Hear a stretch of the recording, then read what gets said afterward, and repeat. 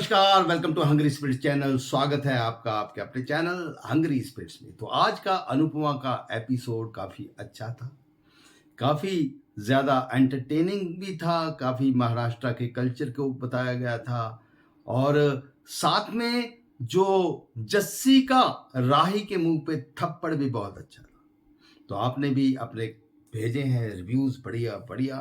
तो चलिए वो सुन लेते हैं। पहले वही गुजारिश, जिन्होंने अभी तक आपका अपना चैनल हंग्री स्पिरिट सब्सक्राइब नहीं किया है, वीडियो के नीचे दिए गए लाल बटन दबा दें और चैनल को सब्सक्राइब कर दें और साथ में बेल आइकन भी दबा देता है, जो आपको वीडियोस के नोटिफिकेशन मिलते रहे। चलिए सुनते हैं अनुपमा के और ये रिश्ता क्या कहलाता है के ऑडियोज और वीडियो। जी नमन जी, मैं सोच रही अनुपमा के लिए।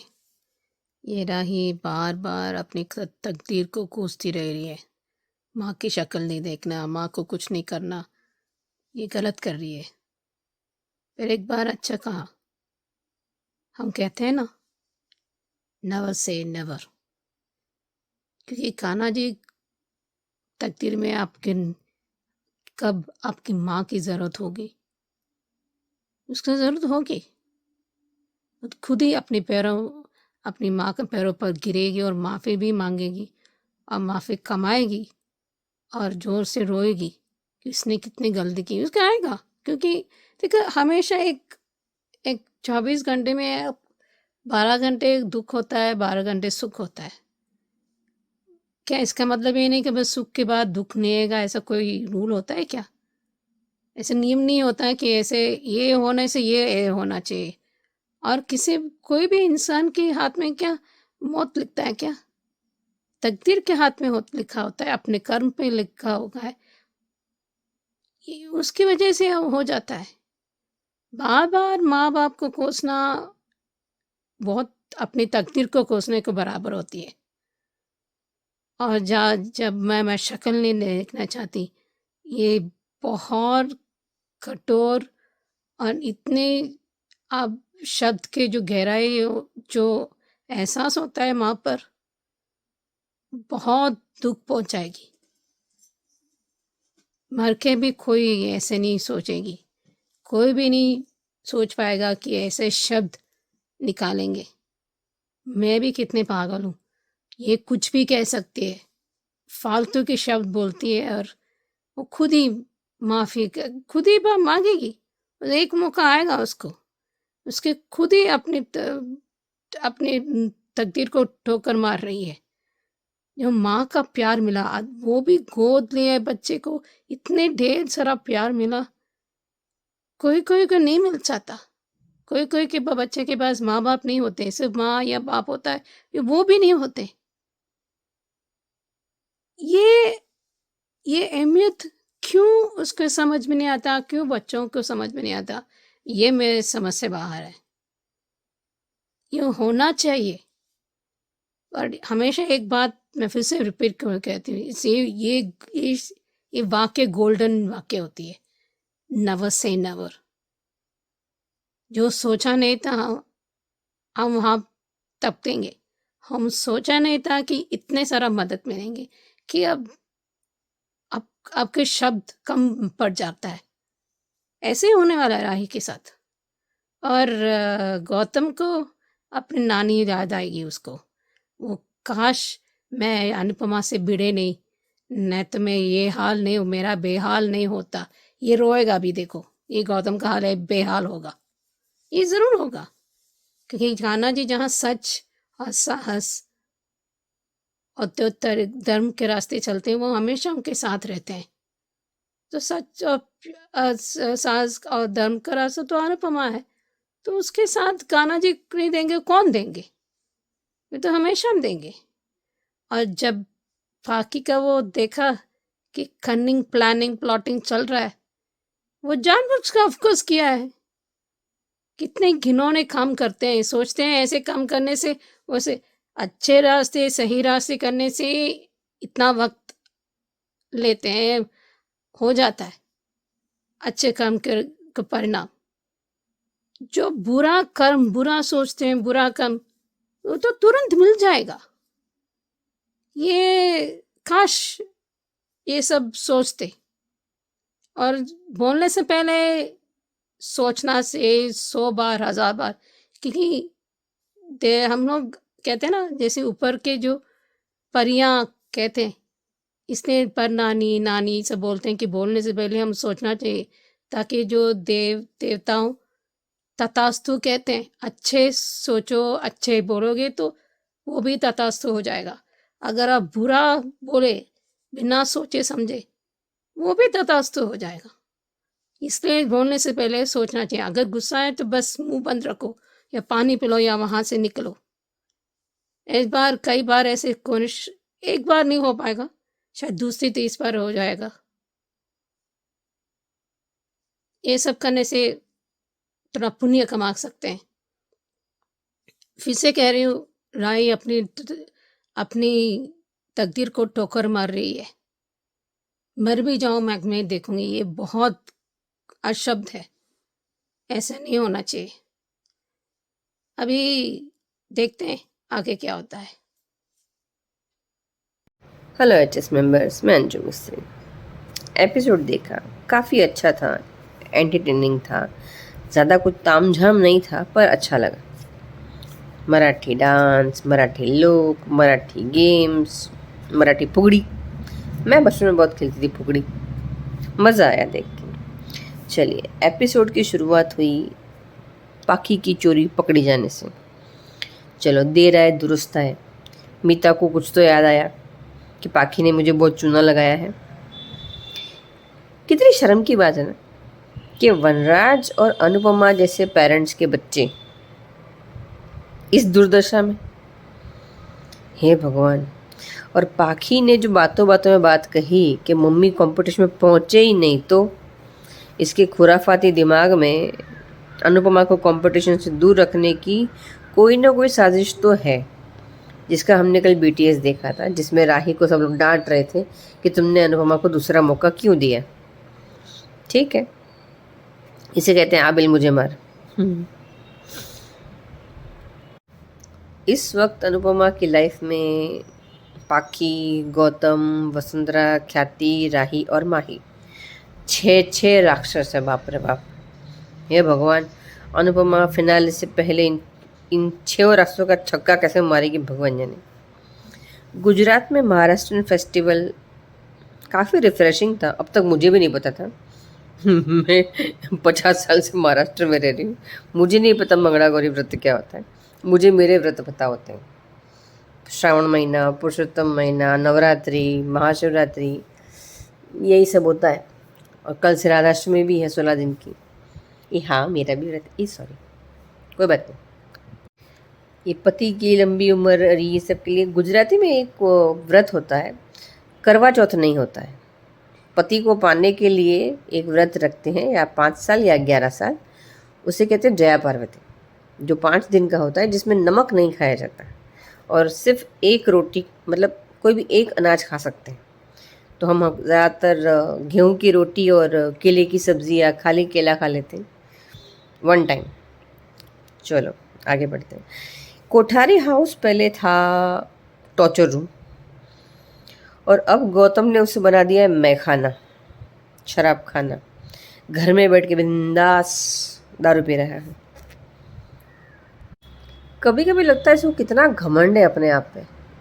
मतलब इसका घमंड उतरता ही नहीं है। पहले दामाद होने का घमंड था, फिर पति होने का घमंड था, अब दुश्मन होने का घमंड है।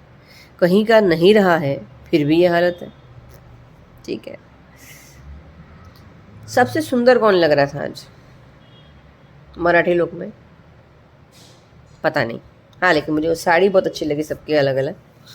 और वो जो दूसरी लेडीज़ आई थी जो इस शो में नहीं थी, जो स्पेशली ये सब गेम्स खेल रही थी, वो काफ़ी अच्छी लगी। लेकिन जो बातें राही और अनुपमा के बीच हुई लास्ट में फुगड़ी खेलते वक्त, उसने तो मेरा ना पारा ही चढ़ा दिया। यानी अभी भी ये राही नाम की बिल्ली की घंटी अपने गले से नहीं उतारने वाली हूँ। यानी हमें आगे भी ये टॉर्चर झेलना है।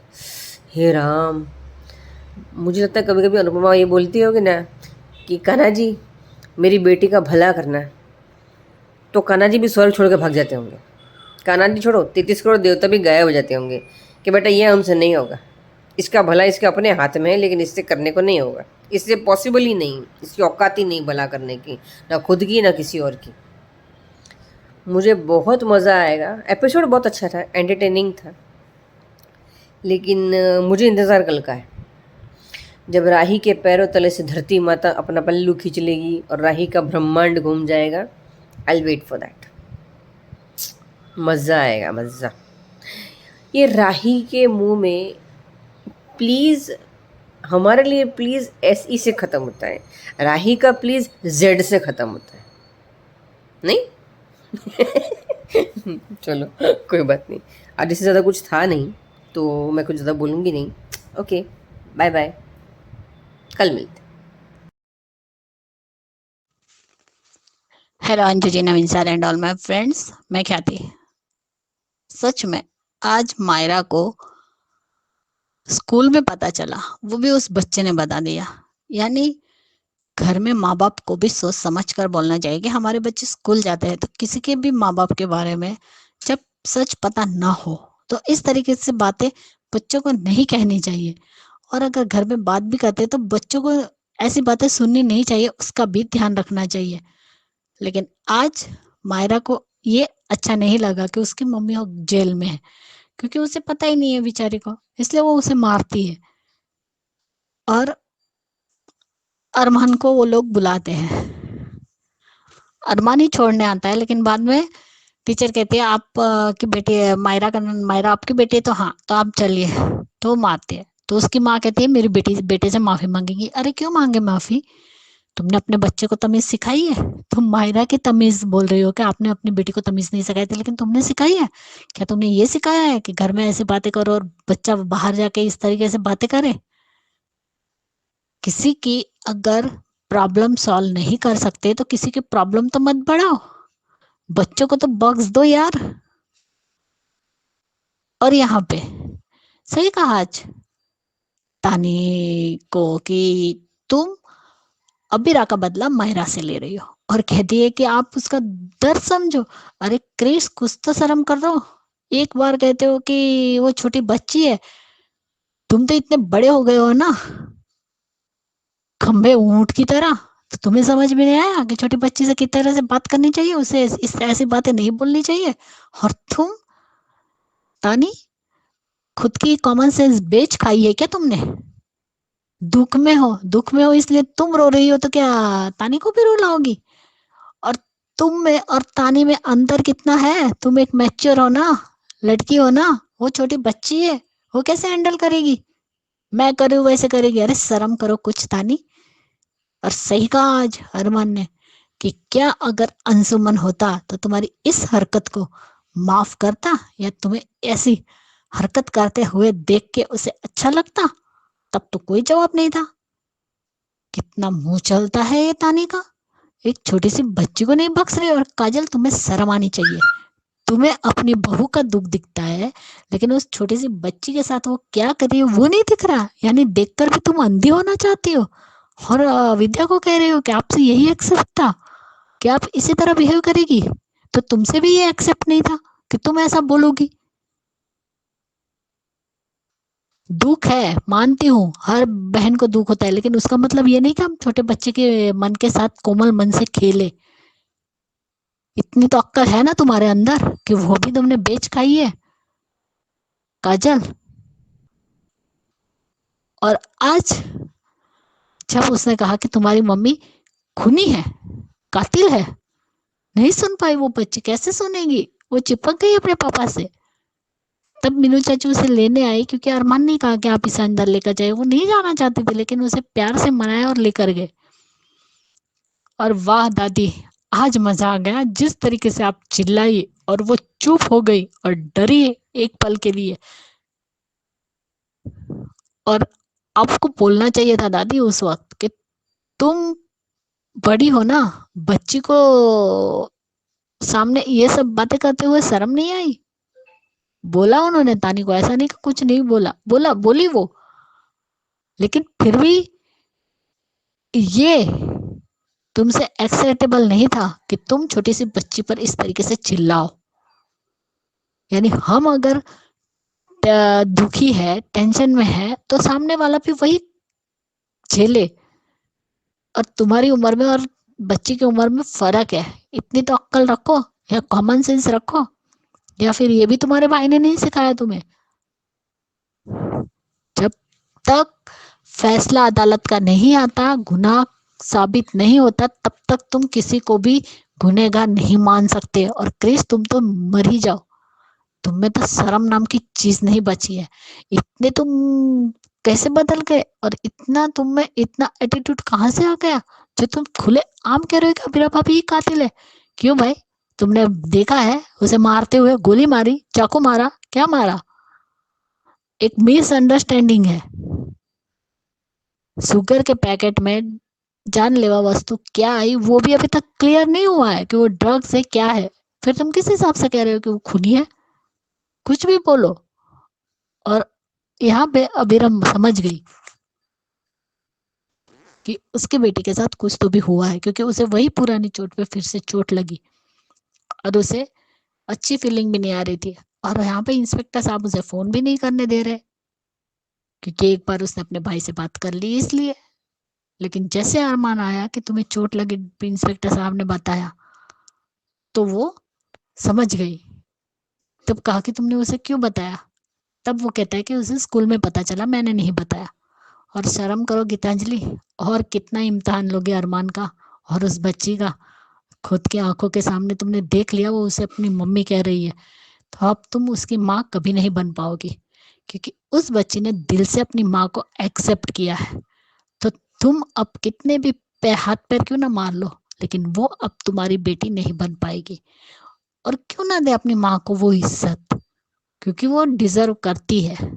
तुम जो उसकी माँ के खिलाफ भड़का रही थी, उसे मैनिपुलेट कर रही थी, तो तुम अच्छी औरत हो। और तुम्हें टीचर किसने बनाया? टीचर बच्चों को क्या सिखाती है वो भी भूल गई है। और आज दादी और अरमान वाला सीन बहुत अच्छा लगा। वो गले लगकर रोया, पहले नहीं लेकिन बाद में दादी दादी ने उसे गले लगा दिया और पूछा भी क्या, अबीरा आ जाएगी ना? तो वो कह रहा था कि जो बन पड़ेगा वो करूंगा, लेकिन मैं अबीरा को वापस घर लेकर आऊंगा। उन दोनों का कन्वर्सेशन गीतांजलि ने सुना और उसे बुरा लग रहा है। आज सबकी वो बातें सुन रही है छुप कर, हर स्कूल भी पहुंच गई बेशरम। अच्छा वो अरमान ने नहीं देखा, नहीं तो और उसकी लेफ्ट राइट करता। और कितनी बात मानेगा तुम्हारी? इतना मान के तो इतना पछता रहा है। देखते अब आगे क्या दिखाते। Bye guys, good night. नमस्ते अंजू जी। नवीन जी, मैं सोच रही ये रिश्ता क्या कहलाता के लिए मुझे मायरा के लिए बहुत ख़राब लगा। ये स्कूल्स भी कमाल के हैं। ये सब नहीं उन्हें बोलना चाहिए था उस औरत को, ये सब नहीं बोलना चाहिए था। उसको कैसा लगा होगा? जो आफ्टर रिएक्शन नहीं होना नहीं चाहिए था वो हो गया। और तानिया क्या क्या हो गया? किस पर बदला उतारी है? मैं क्यों सोचूं? अभिनव ने मेरे भाई का मर्डर किया इसलिए मैं भी? Seriously, really? एक बक्की बच्चे के साथ वो वाकई अभिनव कर सकती थी? एक पता नहीं चलता आप किस पर आप जिस तरह हम मिल-जुलते हैं, बात करते हैं, एक दिल में नहीं बताता कि ये कोई ऐसा इंसान कर सकती थी? मायरा और अंशुमन का रिश्ता एक बेस्ट दोस्त की बेस्ट फ्रेंड का रिश्ता था। प्यारा सा अगर वो होते तो वो होने ही नहीं देते। वो अरमान ने सही पूछा कि अंशुमन ऐसे होने देता? और कभी ये भी नहीं सोच पाएंगे कि कियारा ये सब इन्वॉल्व में हो सकती है, क्योंकि उस लड़के की वजह से अंशुमन का मौत हुआ है। क्योंकि मायरा ने नहीं किया होगा, पर उस लड़के के वजह से हुआ होगा। क्योंकि जो पैकेज के वो गिरे गए वो ऐसे ही था ना। मैं भी सोच नहीं थी कि कियारा ऐसे हो सकती थी, लेकिन उस लड़के की वजह से शायद उनको माँ बाप के खुद के उसके माँ बाप के पता ना हो। कई बार ऐसे पता नहीं चलता ना। अभी उसको चाची साहब को बहुत दुख होगा, एक शॉक होने वाला है कि कियारा इस समय उस नशीली दवा वो ले रहे, वो लड़का ले रहे और उसको भी दिला दिया था। कैरा को। ये जो जल्दी ये लोग पकड़ना चाहिए अपने जैसे अंजू जी ने कहा कि कैरा को उन्हें पूछना देखना चाहिए वो क्यों इस तरह से हड़बड़ा के गई है। देखते हैं अभी क्या होता है। ये थोड़ा जल्दी ही पता चलने वाला है, पता चाहिए। पर जिस तरह ये बार-बार ये तोहमतें लगा रहे हैं अबीरा पर, जो सही नहीं है। काजल को क्या हो गया? फिर से डिफेंड कर रही है। क्या वाकई अबीरा कर सकती थी? खुद काजल को पसंद नहीं आया कि तान्या ने ऐसे कहा है। ये क्या पागलपन में किया कर रिया एक छोटी सी बच्ची को, उनको ही पसंद नहीं था।